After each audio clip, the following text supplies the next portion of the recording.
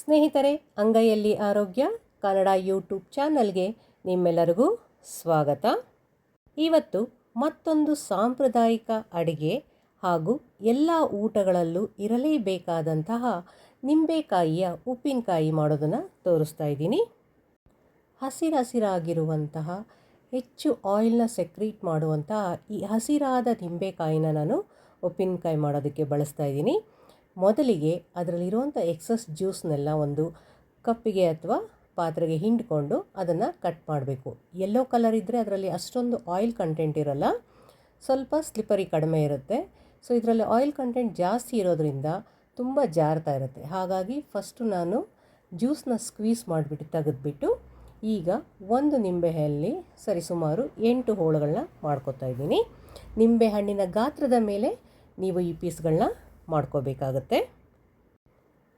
Wooden stand ಇದ್ದರೆ ಅದನ್ನು ಒಂದು ಸ್ಟೀಲ್ ತಟ್ಟೆಯಲ್ಲಿ ಇಟ್ಬಿಟ್ಟು ನೀವು ಈ ಥರ ಎಲ್ಲ ಹೆಚ್ಚೋದ್ರಿಂದ ಅದರಿಂದ ಒಸರುವಂಥ ರಸನ ಅಥವಾ ಜ್ಯೂಸನ್ನು ನೀವು ಸಪ್ರೇಟ್ ಮಾಡಿ ತೆಗೆದಿಟ್ಕೋಬೋದು. ಇಲ್ಲ ಈಳಿಗೆ ಮಣೆಯಲ್ಲಿ ಸಹ ಇದನ್ನು ಹೋಳುಗಳನ್ನು ಹೆಚ್ಚಿಡ್ಬೋದು. ನೋಡಿ, ಹೆಚ್ಚಿಟ್ಟಿರುವಂಥ ಎಲ್ಲ ಹೋಳುಗಳನ್ನು ನಾನೀಗ ಮಡಿಕೆಗೆ ಹಾಕ್ತಿದ್ದೀನಿ. ಮಡಿಕೆ ಯಾವಾಗಲೂ ಪಳಗಿರಬೇಕು, ಹೊಸ ಮಡಿಕೆಗೆ ನೀವು ಹಾಕೋಕ್ಕೆ ಹೋಗಬೇಡಿ.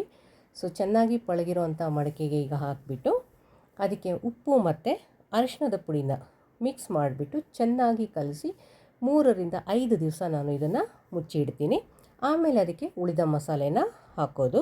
ಸರಿಸುಮಾರು ಒಂದು 35 ನಿಂಬೆಕಾಯಿನ ಹೆಚ್ಚಿ ಉಪ್ಪಿನಕಾಯಿ ಹಾಕಿದ್ದೀನಿ. ಊಟಕ್ಕಿಲ್ಲದ ಉಪ್ಪಿನಕಾಯಿ ಅಂತ ಗಾದೆ ಮಾತಿದೆ. ಏನು, ಉಪ್ಪಿನಕಾಯಿಯಿಂದ ಹೆಲ್ತ್ ಬೆನಿಫಿಟ್ಸ್ ಇದೆಯಾ ಅಂತ ಮೂಗು ಮುರಿಬೇಡಿ. ಇದರಿಂದ ಅನೇಕ ಬೆನಿಫಿಟ್ಸ್ ಇದೆ. ಮೊದಲನೇದಾಗಿ ವಿಟಮಿನ್ ಸಿ ಈ ನಿಂಬೆಕಾಯಿಗಳಲ್ಲಿ ಅತಿ ಹೆಚ್ಚಿನ ಪ್ರಮಾಣದಲ್ಲಿ ಇರೋದ್ರಿಂದ ಇದು ನಮ್ಮ ಇಮ್ಯುನಿಟಿನ ಬೂಸ್ಟ್ ಮಾಡುತ್ತೆ. ಹಾಗೆ ಇದರ ಜೊತೆಗೆ ನಾವು ಅರಿಶಿಣನ ಆ್ಯಡ್ ಮಾಡೋದ್ರಿಂದ ಇದು ಆ್ಯಂಟಿ ಆಕ್ಸಿಡೆಂಟ್ಸ್ ಆಗಿ ವರ್ಕ್ ಆಗುತ್ತೆ. ನಾನಿಲ್ಲಿ ಇವತ್ತು ಸ್ವೀಟ್ ಪಿಕಲ್ ಮಾಡೋದನ್ನ ತೋರಿಸ್ತಾ ಇದ್ದೀನಿ. ಅದಕ್ಕೆ ಜಾಗ್ರಿ ಕೂಡ ಆ್ಯಡ್ ಮಾಡ್ತಾ ಇದ್ದೀನಿ. ಸೊ ಅದರಲ್ಲಿರುವ ಐರನ್ ಕಂಟೆಂಟು ನಮ್ಮ ದೇಹಕ್ಕೆ ಐರನ್ನ ಒದಗಿಸುತ್ತೆ. ನೋಡಿ, ಹಿಂಡಿರುವಂತಹ ರಸ ಏನಿತ್ತು ಅದನ್ನು ನಾನು ಸ್ವಲ್ಪ ಚಿತ್ರಾನ್ನಕ್ಕೆ ಬಳಸ್ಕೊಂಡೆ. ಹಾಗೆ ಉಳಿದಿದ್ದನ್ನು ಈ ಹೋಳುಗಳಿಗೆ ಹಾಕಿ ಚೆನ್ನಾಗಿ ಕಲಸಿ ಅದನ್ನು ಕ್ಲೋಸ್ ಮಾಡಿ ಇಡಬೇಕು. ಸೊ ಇದೆಲ್ಲ ಪ್ರೋಸೆಸ್ಸಲ್ಲಿ ನಿಂಬೆಹಣ್ಣನ್ನು ತೊಳೆದು ಚೆನ್ನಾಗಿ ಒರೆಸಿಟ್ಟಿರಬೇಕು. ಹಾಗೆ ನಾವು ಉಪಯೋಗಿಸುವಂಥ ಎಲ್ಲ ಸಾಮಗ್ರಿಗಳು, ಚಾಕು ಆಗಿರ್ಬೋದು, ಮಡಿಕೆ ಆಗಿರ್ಬೋದು, ಎಲ್ಲವೂ ನೀಟಾಗಿ ಒರೆಸಿ ನೀರು ಅದರಲ್ಲಿ ಒಂಚೂರು ಇಲ್ಲದೇ ಇರೋ ಹಾಗೆ ನೋಡ್ಕೋಬೇಕು. ನೋಡಿ, ಇವಾಗ ಒಂದು ಪ್ಲೇಟನ್ನು ಮುಚ್ಚಿಬಿಟ್ಟು ಅದರ ಮೇಲೆ ಒಂದು ಬಟ್ಟೆನ ಕಟ್ಟಿಬಿಟ್ಟು ನಾನು 3 ರಿಂದ 5 ದಿವಸ ಇಡ್ತೀನಿ. ನೀವು ಹೆಚ್ಚಿಗೆ ದಿವಸ ಕೂಡ ಇಟ್ಟರು ಏನೂ ಆಗೋದಿಲ್ಲ, ಅದು ಉಪ್ಪಿನಲ್ಲಿ ಚೆನ್ನಾಗಿ ನೆನೆಯುತ್ತೆ. ಎಲ್ಲ ಉಪ್ಪಿನಕಾಯಿಗಳು ಒಳ್ಳೆ ಅಪಟೈಸರ್, ಅಂದರೆ ನಮ್ಮ ಹಸಿವನ್ನು ಹೆಚ್ಚಿಗೆ ಮಾಡುತ್ತೆ. ಈ ಸ್ವೀಟ್ ಆ್ಯಂಡ್ ಸೋರ್ ನಿಂಬೆಯ ಉಪ್ಪಿನಕಾಯಿ ನಮ್ಮ ಟೇಸ್ಟ್ ಬಡ್ಡನ್ನು ಆ್ಯಕ್ಟಿವ್ ಮಾಡಿ ಒಳ್ಳೆ ಅಪಟೈಸರ್ ಆಗಿ ವರ್ಕ್ ಆಗುತ್ತೆ. ಹಾಗೆ ಇಂಡೈಜೆಷನ್ ಆದಾಗ ಇದರ ಉಪಯೋಗದಿಂದ ಡೈಜೆಷನ್ ಚೆನ್ನಾಗಾಗುತ್ತೆ ಮತ್ತು ಕೆಲವೊಮ್ಮೆ ಬ್ಲಾಟಿಂಗ್ ಎಫೆಕ್ಟ್ನ ರಿಡ್ಯೂಸ್ ಮಾಡುತ್ತೆ. ಹಾಗೆಯೇ ಸುಸ್ತಾಗ್ತಾ ಇದ್ದಾಗ ಒಂದು ನಿಂಬೆ ಹಣ್ಣಿನ ಉಪ್ಪಿನಕಾಯಿನ ಬಾಯಿಗಿಟ್ಕೊಂಡು ನಾವು ನೀರನ್ನು ಕುಡಿಯೋದ್ರಿಂದ ಆ ಕ್ಷಣದ ಆಯಾಸ ಕೂಡ ಕಡಿಮೆ ಆಗುತ್ತೆ. ನೋಡಿ, ಇವಾಗ ನಾನು 5 ದಿವಸ ಅಂದ್ಕೊಂಡಿದ್ದೆ, ಈಗ 7 ದಿವಸ ನಿಂಬೆಹಣ್ಣು ಉಪ್ಪಿನಲ್ಲಿ ನೆಂದಿದೆ. ಈಗ ನಾನು ಅದಕ್ಕೆ ಮಸಾಲೆ ರೆಡಿ ಮಾಡ್ಕೊತಾ ಇದ್ದೀನಿ. 1 ಕಪ್ಪಷ್ಟು ಮೆಂತೆ ಕಾಳನ್ನು ಡ್ರೈ ರೋಸ್ಟ್ ಮಾಡ್ಕೊತಾ ಇದ್ದೀನಿ. ಅದು ಹೊಂಬಣ್ಣ ಬರೋವರೆಗೂ ಲೋ ಫ್ಲೇಮಲ್ಲಿ ನಿಧಾನಕ್ಕೆ ಹುರಿಬೇಕು. ಸೊ ಮೆಂತೆಯಿಂದ ಕೂಡ ನಮ್ಮ ಬ್ಲಡ್ ಶುಗರ್ ಲೋವರ್ ಆಗುತ್ತೆ. ಸೊ ಮನೆಯಲ್ಲಿ ನೀಟಾಗಿ ನಾವು ಮಾಡುವಂಥ ಉಪ್ಪಿನಕಾಯಿ ತುಂಬ ಹೆಲ್ತ್ ಬೆನಿಫಿಟ್ಸ್ನ ಹೊಂದಿದೆ.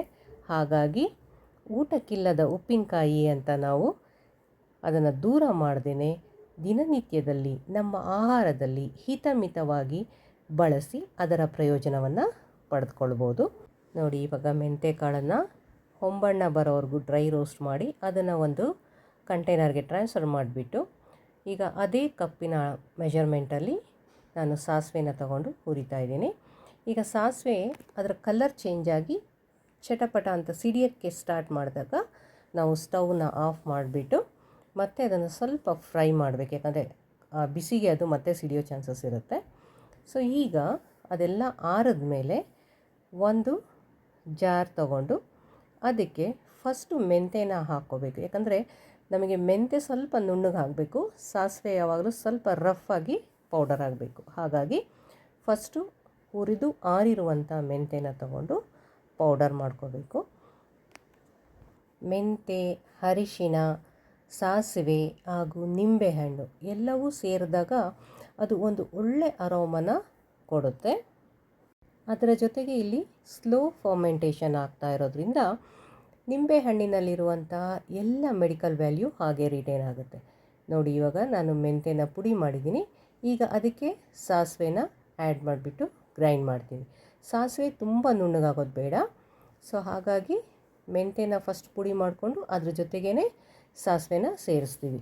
ಸೊ ಇವೆರಡು ಮಸಾಲೆನ ಹಾಕೋದ್ರಿಂದ ನಮಗೆ ಆ ಗ್ರೇವಿ ಥರ ಮಸಾಲೆ ಸಿಗುತ್ತೆ. ಸೊ ಇದನ್ನು ನಾವು ನಿಂಬೆಕಾಯಿ ಖಾರಕ್ಕಾಗಲಿ ಸ್ವೀಟಿಗಾಗಲಿ ಹಾಕ್ತೀವಿ. ಹಾಗೆ ಮಾವಿನಕಾಯಿ ಉಪ್ಪಿನಕಾಯಿಗೂ ಸಹ ಇದೇ ಮಸಾಲೆನ ಹಾಕೋದು.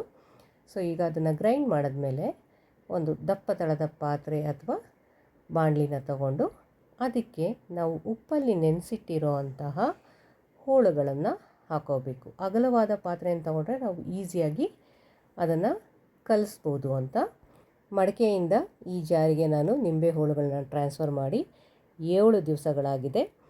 ಸೊ ಹಾಗಾಗಿ ಮಸಾಲೆ ಹಾಕೋಕ್ಕೆ ಟೈಮ್ ಆಗಿರಲಿಲ್ಲ. ಸೊ ಇವತ್ತು ಟೈಮ್ ಕೂಡಿ ಬಂತು ಅಂತ ಅನಿಸುತ್ತೆ. ನೋಡಿ, ಈ ಜಾರಿನ ಮುಚ್ಚಳ ಏನಿದೆ ಅದನ್ನು ನಾನು ಹೊಡೆದಾಕ್ಬಿಟ್ಟಿದ್ದೀನಿ. ಸೊ ಹಾಗಾಗಿ ಅದಕ್ಕೆ ಸರಿಯಾಗಿ ಟೈಟಾಗಿ ಕೂರುವಂಥ ಒಂದು ಪ್ಲಾಸ್ಟಿಕ್ ಲಿಡ್ಡನ್ನ ಯೂಸ್ ಮಾಡ್ತಾಯಿದ್ದೀನಿ. ಸೊ ಸ್ಟೀಲು ಅಥವಾ ಕೆಲವೊಬ್ಬರು ಚಿಪ್ಪನ್ನ ಕೂಡ, ತೆಂಗಿನಕಾಯಿ ಚಿಪ್ಪನ್ನ ಸಹ ಯೂಸ್ ಮಾಡ್ತಾರೆ.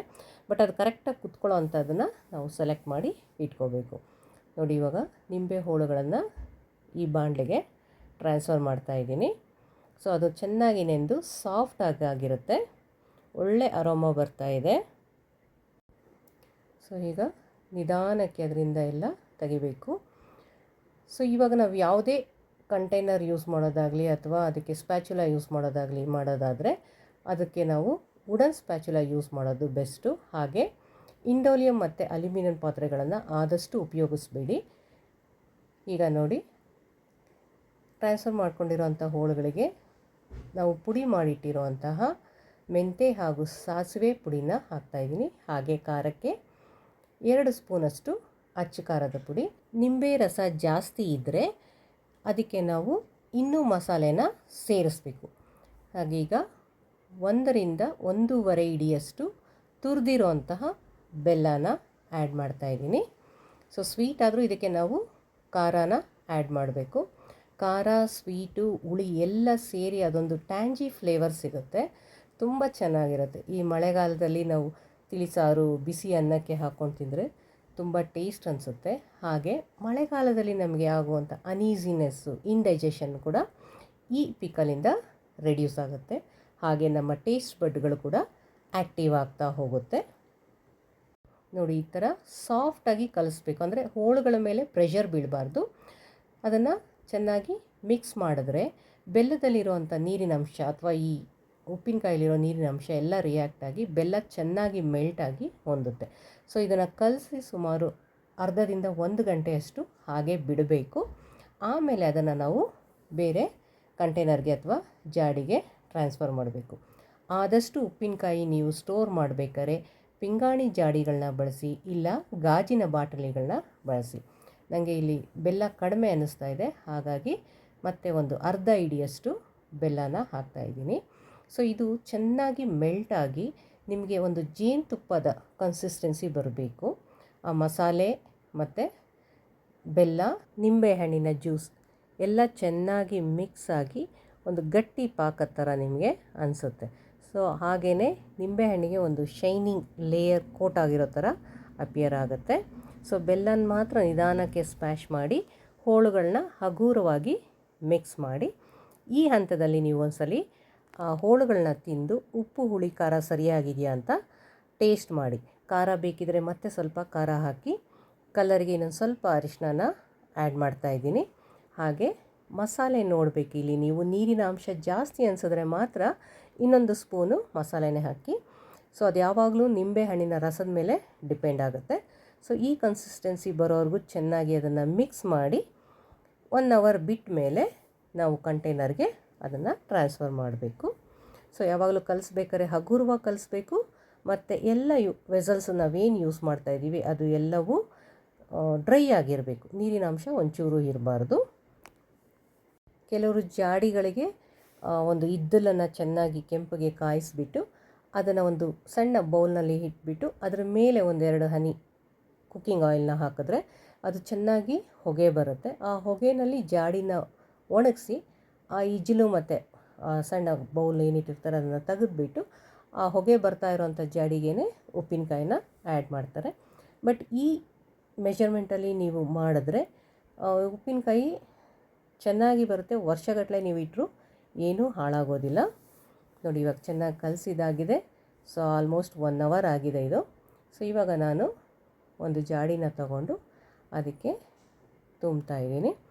ಜಾಡಿನಲ್ಲಿ ತುಂಬಬೇಕಾದ್ರೂ ಅಷ್ಟೇ ಪ್ರತಿಯೊಂದು ಲೇಯರ್ ನೀವು ಹಾಕ್ತಾ ನಿಧಾನಕ್ಕೆ ಅದನ್ನು ಕಲಿಸ್ತಾ ಇರಬೇಕು.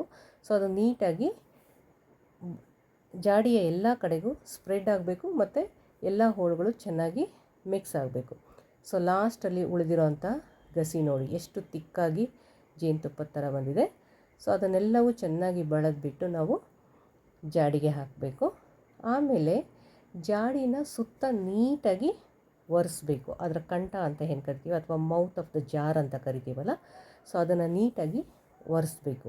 ಇಲ್ಲಾಂದರೆ ಫಂಗಸ್ ಅಲ್ಲಿಂದನೇ ಸ್ಟಾರ್ಟ್ ಆಗುತ್ತೆ. ಸೊ ಹಾಗಾಗಿ ಯಾವಾಗಲೂ ಮೌತ್ ಆಫ್ ದ ಜಾರ್ ಅಥವಾ ಕಂಟೈನರ್ ಏನಿದೆ ಅದನ್ನು ನೀಟಾಗಿ ಒಂದು ಕ್ಲೀನಾಗಿರುವಂಥ ಕಾಟನ್ ಬಟ್ಟೆಯಲ್ಲಿ ಒರೆಸ್ಬಿಟ್ಟು ಆಮೇಲೆ ನಾವು ಲಿಡ್ಡನ್ನು ಕ್ಲೋಸ್ ಮಾಡಬೇಕು. ಮತ್ತು ಪ್ರತಿ ಸಲ ನಾವು ಬೇರೆ ಸಣ್ಣ ಬೌಲ್ಗೆ ಟ್ರಾನ್ಸ್ಫರ್ ಮಾಡಬೇಕಾದ್ರೆ ಚೆನ್ನಾಗಿ ಉಪ್ಪಿನಕಾಯಿನ ಕಲಿಸ್ಬಿಟ್ಟು ಅದರಿಂದ 1-2 ಸ್ಪೂನಷ್ಟು ಆ ವೀಕಿಗೆ ಆಗೋಷ್ಟು ಅಥವಾ 2-3 ದಿವಸಕ್ಕಾಗೋಷ್ಟು ಉಪ್ಪಿನಕಾಯಿನ ಬೇರೆ ಸಣ್ಣ ಜಾಡಿಗಳಿಗೆ ತೆಗೆದಿಟ್ಕೋಬೇಕು. ಸೊ ಹೀಗೆ ಮಾಡೋದ್ರಿಂದ ಉಪ್ಪಿನಕಾಯಿಯ ಶೆಲ್ಫ್ ಲೈಫ್ ಜಾಸ್ತಿ ಆಗುತ್ತೆ. ನೋಡಿ ಯಾವುದೇ ರೀತಿ ನಾವು ಇಲ್ಲಿ ಪ್ರಿಸರ್ವೇಟಿವ್ಸು, ಕಲರಿಂಗ್ ಏಜೆಂಟ್ಸು ಏನೂ ಬಳಸಿಲ್ಲ. ನ್ಯಾಚುರಲ್ಲಾಗಿ ಮನೆಯಲ್ಲಿ ಸಿಗುವಂಥ ಇಂಗ್ರೀಡಿಯೆಂಟ್ಸಲ್ಲೇ ನಾವು ಮಾಡಿದ್ದೀವಿ. ಸೊ ಈ ಲಿಡ್ಡನ್ನು ಕ್ಲೋಸ್ ಮಾಡಿ ಇದನ್ನು ಒಂದು ಕಾಟನ್ ಬಟ್ಟೆಯಿಂದ ಕವರ್ ಮಾಡಿ ಅದನ್ನು ದಾರದಿಂದ ಕಟ್ಟಿ ಇಟ್ಟರೆ ನಮ್ಮ ಉಪ್ಪಿನಕಾಯಿ ರೆಡಿಯಾಗಿದೆ. ಇಂತಹ ರೆಸಿಪಿಗಾಗಿ ಚಾನಲ್ನ ಸಬ್ಸ್ಕ್ರೈಬ್ ಮಾಡಿ, ಹಾಗೆ ಲೈಕ್ನ ಕೊಡಿ, ಶೇರ್ ಮಾಡಿ. Thank you for watching.